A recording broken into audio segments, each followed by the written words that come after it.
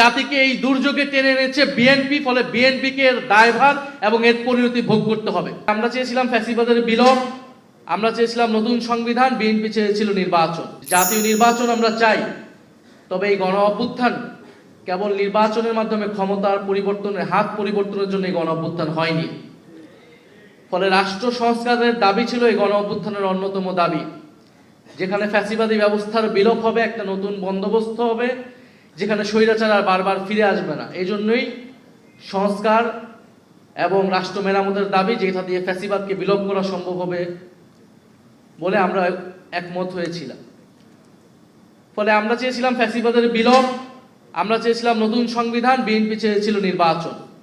ফলে একটা সমঝোতায় আসা হলো ঐক্যমত কমিশনের মাধ্যমে। সেই সমঝোতা হলো সংস্কার। আমরা নতুন সংবিধান গণপরিষদের দাবি থেকে আমরা সংস্কার পরিষদের জায়গায় ঐক্যমত হলাম। বিএনপি ও নির্বাচনের জায়গা থেকে কিছুটা সরে এসে অনেকগুলো সংস্কারে ঐক্যমত হলো বাধ্য হয়েও। সেই জায়গা থেকেই গণভোট হলো। কিন্তু গণভোট পরবর্তী সময় আপনারা সবকিছুই দেখছেন যে কিভাবে গণভোটের গণরায়কে অস্বীকার করা হয়েছে। বিএনপি এখন একটা কৃত্রিম বিরোধ বা সংকট তৈরি করছে যে জুলাই সনদ বনাম জুলাই আদেশ। তারা বলছে জুলাই সনদ তারা অক্ষরে অক্ষরে পালন করবে, কিন্তু জুলাই আদেশটা অবৈধ, যে জুলাই আদেশের ভিত্তিতে গণভোট তৈরি হয়েছিল, গণভোট অনুষ্ঠিত হয়েছিল। ফলে তারা একটা বিরোধিতা তৈরি করছে, কারণ তারা জুলাই সনদকে তারা তাদের নিজেদের দলীয় ইশতেহারে পরিণত করেছে এবং এই সংকট তৈরি করেছিল বলেই গণভোটের প্রস্তাব এসেছিল এবং গণভোটের মাধ্যমে এটাও বলা হয়েছিল যে সংবিধান সংস্কার পরিষদ করা হবে, কারণ এই যে মৌলিক সংস্কারগুলা এগুলা সংবিধান সংশোধনের মাধ্যমে সম্ভব নয়। সংবিধান সংশোধনের মাধ্যমে সংবিধানের ফ্রেমওয়ার্কের মধ্যে কোনো মৌলিক পরিবর্তন সম্ভব নয়। সেটার জন্য একটা গাঠনিক ক্ষমতা এই সংসদকে দিতে হবে, যার নাম হবে সংবিধান সংস্কার পরিষদ। ফলে জুলাই সনদ বাস্তবায়নের পদ্ধতি এটাই হবে।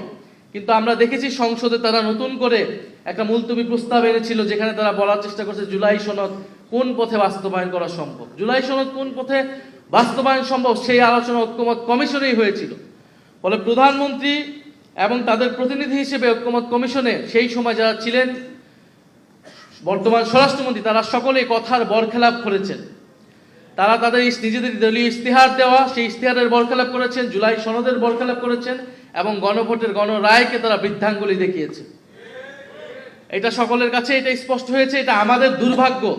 আজকের এই সেমিনারটা আমাদের এই বিষয়ে করার দরকার ছিল না, করা উচিত ছিল না। আমাদের সেমিনার এখন করা উচিত ছিল আন্তর্জাতিক যুদ্ধ পরিস্থিতি কিভাবে আমরা সামাল দিব, দেশের জাতীয় স্বার্থ আমরা কিভাবে ঐক্যবদ্ধভাবে সুরক্ষা করব, দেশের তেল সংকট, দেশের হাম দুর্যোগ আমরা কিভাবে সরকার বিরোধী দল একসাথে আমরা সহযোগিতাপূর্ণভাবে মোকাবেলা করব।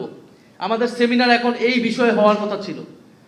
বিরোধী দলের নেতা প্রথম থেকে বলে এসেছেন আমরা দায়িত্বশীল বিরোধী দল হতে চাই, আমরা সরকারকে এই ধরনের জনস্বার্থ ইস্যুতে সর্বাত্মকভাবে সহযোগিতা করব। কারণ 16 বছরের ধ্বংসযজ্ঞের পরে, এই অন্তর্বর্তী সরকারের পরে এই নতুন সরকার খুব সহজেই দেশের এই ধরনের সংকট সামাল দিতে পারবে না। এটা খুবই কমন সেন্স, এটা আমরা সকলেই জানি। গতকাল 10 জন শিশু মারা গিয়েছে হাম দুর্যোগের কারণে।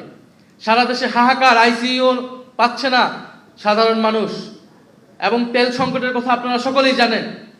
কিন্তু আমাদের দুর্ভাগ্য, গত 16 বছর যে রাষ্ট্র সংস্কারের কথা আমরা বলেছি, লড়াই আমরা করেছি, অন্তর্বর্তী সরকারের গত 1.5 বছরে যেই জিনিসটা আমরা আলাপ করেছি, এখন আমাদেরকে ঠিক সেই বিষয় নিয়ে কথা বলতে হচ্ছে, সেই বিষয় নিয়ে আলাপ করতে হচ্ছে, সেই বিষয় নিয়ে আবারও আন্দোলনের প্রস্তুতি নিতে হচ্ছে।